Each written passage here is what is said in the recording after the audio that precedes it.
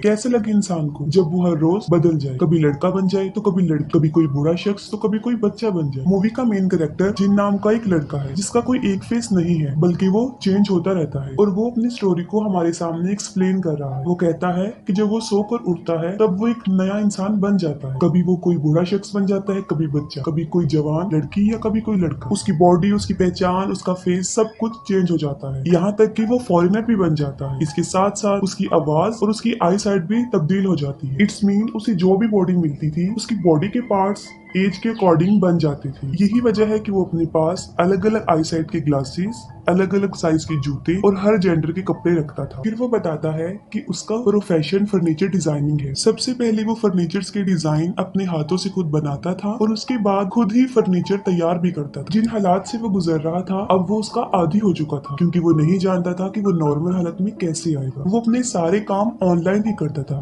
क्योंकि इंटरनेट पर लाइव आने की जरूरत नहीं पड़ती। उसके इस सीक्रेट के बारे में सिर्फ दो लोग ही जानते थे, एक उसकी मदर और दूसरा उसका एक फ्रेंड सैंग था। फिर हमें सैंग दिखाया जाता है और वो भी जिनके साथ फर्नीचर का काम करता था। असल में फर्नीचर डिजाइनिंग के अलावा जो बाकी के मामलात थे जिसमें कस्टमर डीलिंग शामिल है, वो इस तरह के मामलात को देखता था। एक दिन सैंग जिनके घर आता है और उसे कहता है कि आज तुम एक हैंडसम इंसान बने हुए हो तो चलो हम आउटिंग के लिए बाहर चलते हैं। वो दोनों एक क्लब में जाते हैं और वहाँ पर बहुत एंजॉय करते हैं। जिन एक लड़की के साथ सो रहा होता है और जब उसकी आंख खुलती है तो वो देखता है कि वो एक बूढ़ा शख्स बन गया। उसने अपने सारे फेसेस के वीडियोस एक लैपटॉप में कैप्चर किए होते हैं। वो बताता है कि जब वो फॉरेनर बनता है तब वो अपनी नेशनल लैंग्वेज नहीं बोल सकता, बल्कि वो जो भी फॉरेनर बनता है जिनमें जापानीज, चाइनीज, तो वो उन्हीं की लैंग्वेज बोलता है, जबकि उसने कभी वो सीखी भी नहीं होती। इस बदलती हुई आइडेंटिटी की वजह से उसे ना तो कभी कोई अच्छा लगा और ना ही कभी उसने किसी से प्यार किया। और इस बॉडी चेंजिंग की स्टार्टिंग आज से तकरीबन 12 साल पहले हुई थी जब जिन 18 साल का था। फिर उसके पास्ट का एक सीन दिखाया जाता है कि जब वो सोकर उठता है वो खुद को मिरर में देखता है, तब वो एक अजीब इंसान बन चुका होता है जिसे देखकर वो काफी डर भी जाता है। फिर वो अपनी मदर के पास जाकर ये सब बताता है और वो सुनकर काफी हैरान हो जाती है, लेकिन किसी तरह वो उसे संभाल लेती है और उसे सॉरी बोलती है। जिन बाकी लोगों की तरह एक नॉर्मल लाइफ नहीं गुजार सकता था और यही वजह थी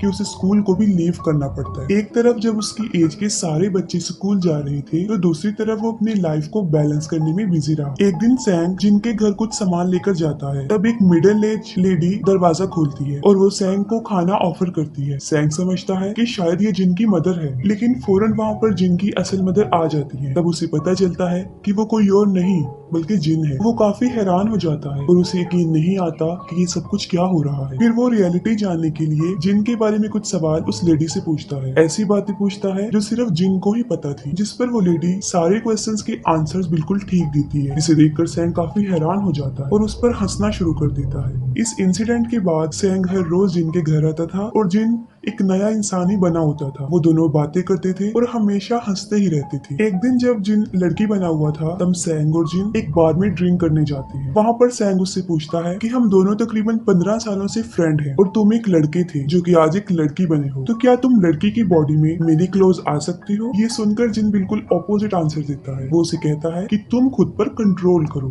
अगले दिन वो दोनों फिर मिलते हैं और अब जिन एक लड़का बना होता है। सैंग उसे बताता है कि सैंग जिस कंपनी में काम करता है उसका ऑनर जिन के डिजाइन को चोरी कर रहा है। ये सुनकर जिन को एक आइडिया आता है और इस आइडिया को यूज करके वो खुद की एक कंपनी बनाने का डिसीजन लेते हैं और उस कंपनी का नाम वो ALX चूज करते हैं। उसी वक्त वो लोग ये भी डिसाइड कर लेते हैं कि जिन फर्नीचर के डिजाइन बनाएगा और सैंग लोगों को हायर करके उन्हें सेल आउट करेगा। पहले जिन सिर्फ फर्नीचर मेकर होता है, लेकिन अब वो फर्नीचर मेकर और सप्लायर दोनों बन जाता है। फिर एक दिन जिन फर्नीचर शॉप पर जाता है और वहाँ पर वो कुछ नोट देख रहा होता है। इसी दौरान एक सू नाम की लड़की उसे देख रही होती है। वो लड़की सू उसी शॉप की वर्कर होती है। वो जिनसे पूछती है कि तुम्हें क्या चाहिए, जिस पर वो कहता है कि मुझे एक ऐसी चेयर चाहिए जिस पर बैठकर मुझे ऐसा फील हो कि मैं घोड़े पर सवार हूँ। ये सुनकर वो उसे ALX नाम की एक वेबसाइट दिखाती है और कहती है कि यहाँ तुम्हें सब कुछ बेस्ट मिल जाएगा, जिसका मतलब ये होता है कि वो जिनको उसी की बनाई हुई वेबसाइट सजेस्ट करती है। जिन उससे पूछता है कि क्या ये बात अलाउ है कि किसी दूसरे के सामान की तारीफ करना और फ्री में एडवर्टाइजमेंट हरासमेंट करना। ये सुनकर सू हंसने लगती है। उस दिन के बाद जिन हर रोज सू को देखने उस शॉप पर जाता था और अलग अलग फेसेस होने की वजह से सू कभी पहचान ही नहीं सकी कि वो जिन है। आहिस्ता आहिस्ता जिन को सू बहुत अच्छी लगने लगती है और उसे उससे प्यार हो जाता है। जिन के पास सू की शॉप के बहुत सारी विजिटिंग कार्ड जमा हो जाते हैं और वो अलग अलग कस्टमर बन के वहाँ पर जाता है। एक दिन जब एक हैंडसम लड़का बना होता है तब वो सू की शॉप पर जाकर कुछ परचेजिंग करता है और किसी न किसी तरह वो सू को डिनर पर जाने के लिए ऑफर करता है, लेकिन इसके लिए वो मना कर देती है। जिस पर जिन उसे कहता है कि ये क्वेश्चन पूछने के लिए उसने बहुत प्रैक्टिस की है और जिन की सिंसियरिटी नेचर को देखकर वो हाँ कर देती है। लेकिन जिन रेस्टोरेंट से खाना परचेज करके सू को अपनी फर्नीचर बनाने वाली जगह पर लेकर जाता है, लेकिन वो वहाँ जाने से इनकार कर देती है। जिस जिन उसे कहता है कि ये लो मेरा सेक्रेटरी नंबर, मैं कोई गलत इंसान नहीं हूँ, लेकिन इसके बाद भी अगर तुम्हें कुछ भी गलत लगे तो तुम इसकी कंप्लेन भी कर सकती हो।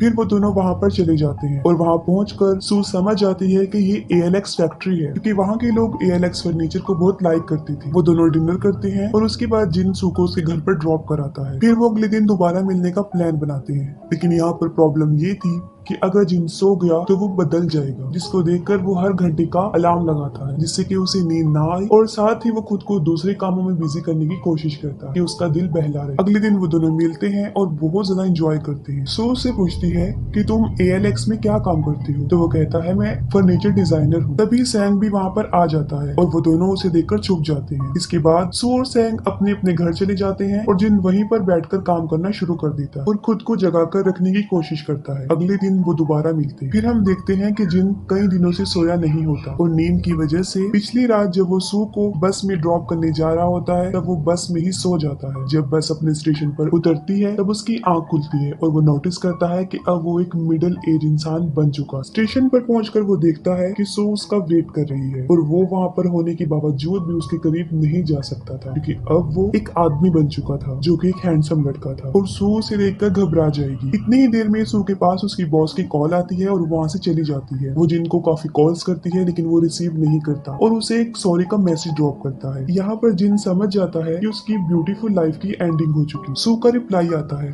वो कहती है कि तुम कहाँ हो, मैंने तुम्हारा बस स्टैंड पर बहुत वेट किया। जिन डिसाइड करता है कि वो सू को ऐसे ही बगैर बताए नहीं छोड़ देगा, बल्कि वो सारी रियलिटी उसे बता देगा। अगले दिन जिन एक लड़की बना होता है और वो सू को कहता है कि वो मेरे साथ चली। वो कहती है कि मैं जिन के बारे में सब कुछ जानती हूँ। वो उसे लेकर अपनी फर्नीचर फैक्ट्री में आती है और जिन उसे अपनी सारी वीडियोस दिखाता है। उसकी अलग अलग फेसेस की सारी वीडियोस सू के सामने रिवील हो जाती है। वो सू को ये भी बताता है कि वो एक लड़का है और जब वो सोकर उठता है तब उसका जेंडर चेंज हो चुका होता है और इतने दिन से वो जिसके साथ घूम फिर रही है वो कोई और नहीं बल्कि वही जिन है। सू को इस बात पर बिलीफ नहीं होता और वो वहाँ से चली जाती है। काफी दिन गुजर जाने के बाद भी सू जिन को नहीं भूल रही थी। वो हर वक्त उसी के बारे में सोचती रहती है और फिर एक दिन वो उसकी फैक्ट्री में उससे मिलने जाती है। तब जिन एक जापानीज लेडी बना होता है और वो सू को अंदर आने को कहता है। सू उससे पूछती है कि क्या तुम वाकई ही मुझे लाइक करते हो, अगर हाँ तो तुम्हें मेरी एक बात माननी पड़ेगी और वो ये है कि मैं तुम्हारे साथ सोना चाहती हूँ और तुम्हें अपनी आंखों से चेंज होता दिखना चाहती हूँ। सोते वक्त सू जिन से पूछती है कि ये सब कुछ कब से हो रहा है। तब जिन उसके सामने अपनी सारी कहानी एक्सप्लेन कर देता है और इसी दौरान सू को जिन की असल एज जो कि 29 थी पता चल जाती है और सेम एज सू की भी थी। फिर सू से पूछती है कि तुमने मुझे ही चूज क्यों किया। जिन उसे बताता है कि मैंने अपनी इस कंडीशन को एक्सेप्ट कर लिया था और इन सब का आदी भी हो चुका था, लेकिन तुम्हें देखने के बाद मैं खुद पर कंट्रोल नहीं कर सका। इसके बाद वो दोनों सो जाते हैं। अगली सुबह जब वो दोनों उठते हैं जिन वहाँ आ जाता है जो एक हैंडसम लड़का बन चुका होता है,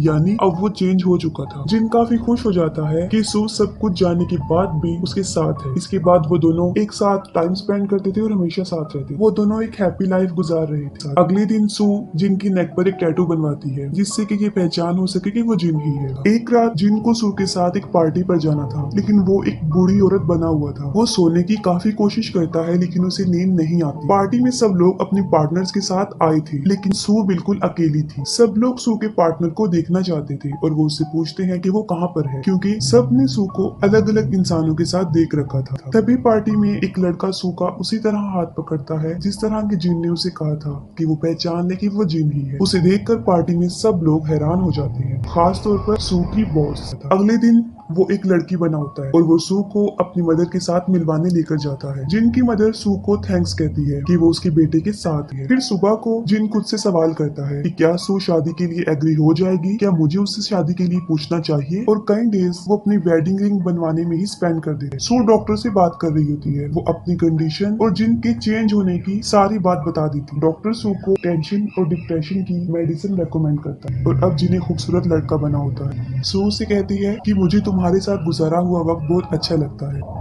और दिल ये कहता है कि ये वक्त कभी गुजरे ही ना, और मेरी विश है कि तुम भी मेरी तरह एक नॉर्मल इंसान बन जाओ। फिर वो सू से पूछता है कि क्या वो मुझसे शादी करेगी, जिस पर वो कोई जवाब नहीं देती। फिर वो उसे उसके घर पर ड्रॉप करने जा रहा होता है और रास्ते में भी वो सू से पूछता है कि क्या वो मुझसे शादी करेगी। सू उसे गाड़ी रोकने का कहती है। सू से कहती है कि शादी कोई आम चीज नहीं है, मैं अपने घर वालों को क्या बताऊंगी कि एक ऐसा लड़का है जो हर रोज चेंज हो जाता है। उसकी बातें सुनकर जिन उसे कहता है कि जब मैं तुमसे दूर जाता हूँ तो मुझसे रहा नहीं जाता। सू से कहती है कि तुम सिर्फ अपने बारे में ही सोचती हो, कि तुम्हें पता है कि तुम कौन हो, तुम्हारी पहचान क्या है। मिरर में आज तुम्हारा फेस कुछ है और कल कुछ, और तुम्हें तो अपनी ही पहचान नहीं है, और तुम्हें तो ये डिसाइड करने में भी काफी टाइम लग जाता है कि मैं आज कौन सा ड्रेस पहनूं, कौन से जूते पहनूं और कौन से आई साइड का ग्लासेस लगाऊंगी। वो कहती है कि मैं ही बड़ी मुश्किल से इस बात को समझती हूँ कि यही जिन है, तो फिर मैं बाकी लोगों को कैसे बता सकूंगी कि आखिर में यही जिन है। और जिन सू की परेशानी को समझ जाता है। सू गाड़ी में आती है और अपनी टेंशन पिल्स लेती है। फिर सू हॉस्पिटल में एडमिट होती है और जिन भी वहाँ पर आ जाता है। तब जिन को पता चलता है कि सू डिप्रेस्ड पिल ले रही है और ज्यादा डोज होने की वजह से वो बीमार हो गई है। वो सू के सेल फोन पर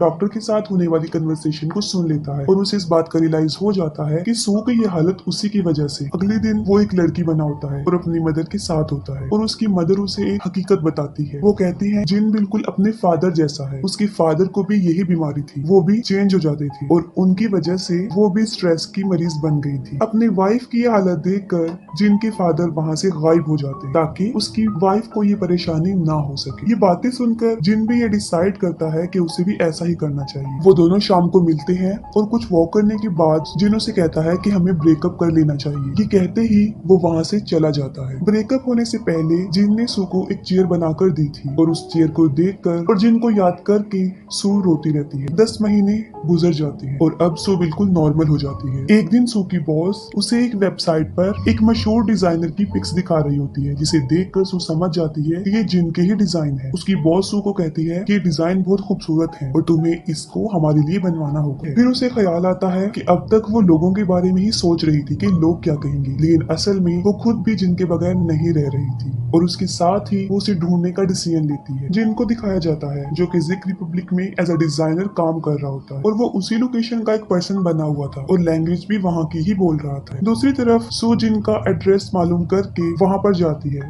लेकिन जिन उसे कहता है कि यहाँ पर जिन नाम का कोई भी शख्स नहीं रहता, जिस पर वो कहती है कि मैं मामा स्टूडियो से कोरिया से यहाँ पर आई हूँ, जो कि एक बहुत ही बड़ी फर्नीचर मार्केट है, और वो उसे रिक्वेस्ट करती है कि उसे अंदर आने दे। अंदर जाते ही वो उस आदमी के अलग अलग ड्रेसेस, अलग अलग जूते और वही फर्नीचर जो जिन बनाता था वो देखती है। वो कहती है कि मेरी कंपनी को तुम्हारे डिजाइन बहुत पसंद है, इसी मकसद के लिए मैं तुमसे मिलना चाहती थी। इसके साथ ही वो कहती है कि जिन अब बस कर दो, अब मैं बिल्कुल चेंज हो गई हूँ और मैं तुम्हारे साथ रहना भी चाहती हूँ। जिन उसे कहता है कि तुम दोबारा बीमार हो जाओगी। वो कहती है कि उस बीमारी से ज्यादा ये दर्दनाक लाइफ है जो मैं जी रही हूँ, और वो जिन को सॉरी कहती है। साथ में वो दोनों वॉक पर चली जाती है। वो उसे बताती है कि एक दिन उसने जिन को चेंज होते हुए देख लिया था, जिसकी वजह से वो काफी डर गई थी और उसने खुद को काफी समझाने की कोशिश की, लेकिन वो खुद को नहीं समझा सकी। और वो कहती है कि मैं ये समझ गई हूँ कि मैं तुम्हारे बगैर नहीं रह सकती। और अब सू खुद जिन से शादी के लिए पूछती है और जिन उसे वही बनवाई हुई रिंग पहनाता है और यहाँ पर उन दोनों की लाइफ और फिल्म की हैप्पी एंडिंग हो जाती है।